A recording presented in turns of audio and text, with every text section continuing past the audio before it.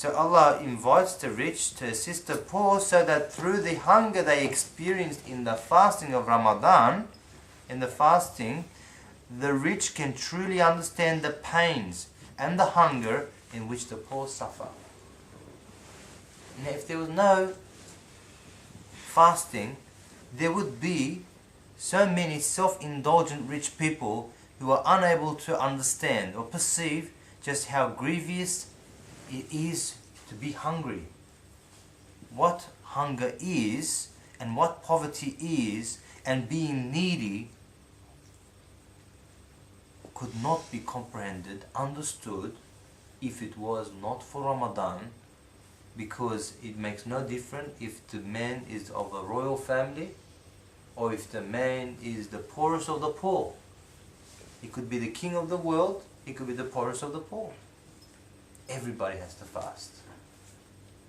Now this rich person wants to give, right? Wants to give to a poor person.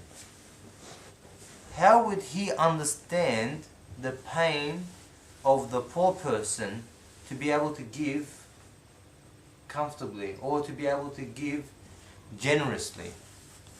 You know how? The persons, I'll give you an example. A person never thinks about, let's say, you see people on, they go TVs and radios and newspapers and stuff like that. They're collecting money for the breast cancer fund, for example, for breast cancer research, or something else, cancer or some other disease in that. And you find that the people who are most working to be able to help other people are the people that have lost their loved ones because of that particular disease, or because of that cancer, or because of something else, right? So what happens is, by them feeling the pain, they understand how important it is for other people not to feel that pain, and they try to assist other people so that it alleviates their pain. As human beings, that's our obligation, isn't it? So Allah invites the rich, and then through making him hungry, making him experience hunger, the rich person understands the pain and the hunger which the poor person suffers. Then he understands how he should give, because he understands how painful it is. If there was no fasting, then there would be no appreciation of what it means to be hungry, what it means to be needy, what it means to be poverty-stricken. And these people are those that are needy of compassion and are those that suffer these things.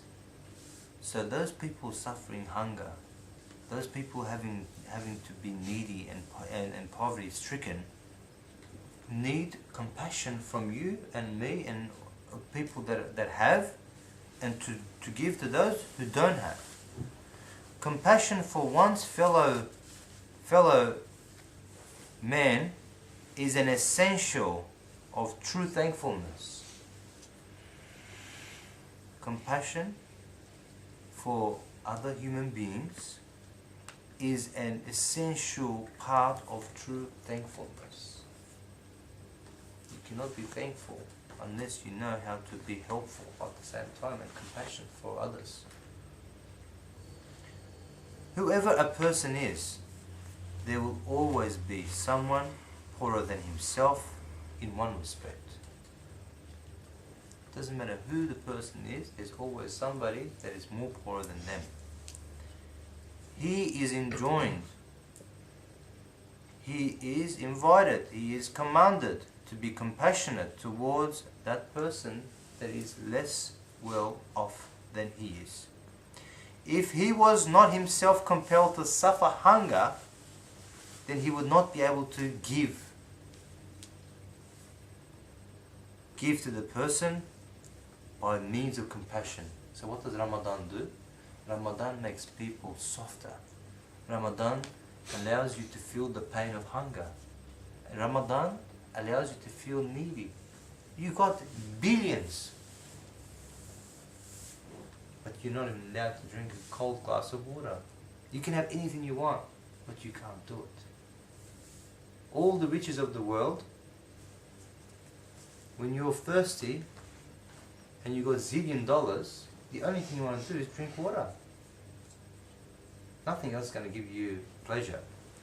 If you're thirsty, very, very thirsty, you just want to drink a glass of water. It's worth billions of those dollars that you have. Zillions of dollars is worth just that glass of water you're going to drink. So the person feels, I can't touch this. And he makes him, Allah subhanahu wa ta'ala, by means of fasting during the month of Ramadan, makes those persons more in tune with their compassionate side, become more merciful towards other people, and they start to help and assist one another, which is obliged to offer, which the person is obliged to offer assistance to. And even if he was able, it would be deficient. Even if the rich person wanted to help someone that's poorer than them, or this poor person, they will not be able to do it properly because they will be deficient, because they don't know what it means to be hungry. For he would not have truly experienced the state of hunger himself. One more? Or enough? One more. Okay, fourth point. One instance of wisdom in fasting in Ramadan with respect to training the instinctual soul is as follows. Training your nafs. Your nafs gets into a habit and eats and drinks and does whatever it feels like. One of the wisdoms of fasting during the month of Ramadan is to cleanse yourself, is to refine yourself, is to sieve yourself through all the rubbish and try and purify yourself. The instinctual soul, the nafs that wants all the bad things all the time, wants to feel free and independent. This is a sickness of society. The person doesn't want to do a lot of things because that person's nafs, his desire, is saying, I'm free and I'm independent. I do whatever I want when I want. And he considers himself to be thus. The nafs, your human ego, wants to be free and independent, and he considers himself to be. According to the dictates of its nature, it even desires an imaginary dominicality and to act as it pleases. The nafs sometimes even wants to feel that he or it itself is like a god, that it doesn't need anybody. It does not want to admit that it is being sustained. It does not want to admit that it is being trained and given such innumerable bounties, especially if it possesses wealth and power in this world. Imagine someone who's got lots of money and lots of power at the same time. Those type of people are the ones that normally do not want to recognize Allah subhanahu wa ta'ala, because they see the power in themselves. They see that they are sustaining themselves. Like they have power over their own selves, that they can do whatever they feel like, and they are independent and they dictate their own lives. Especially if they have wealth and power in this world. And if heedlessness also encourages it, it will devour Allah subhanahu wa ta'ala's bounties. And if the person does not think about the bounties and forgets Allah subhanahu wa ta'ala altogether, then all the bounties which Allah has given to mankind, that person is still benefiting from. Whether the person is a believer or a non-believer, the believer benefits from all the bounties of this universe. The non-believer also benefits from all of the bounties of this universe which Allah has created. Now the believer says, this is all from my sustainer who is all merciful and compassionate and loving towards me. Right? And he recognizes that it is a bounty upon him, that his creator has given it to him as a gift, and he is appreciative. He is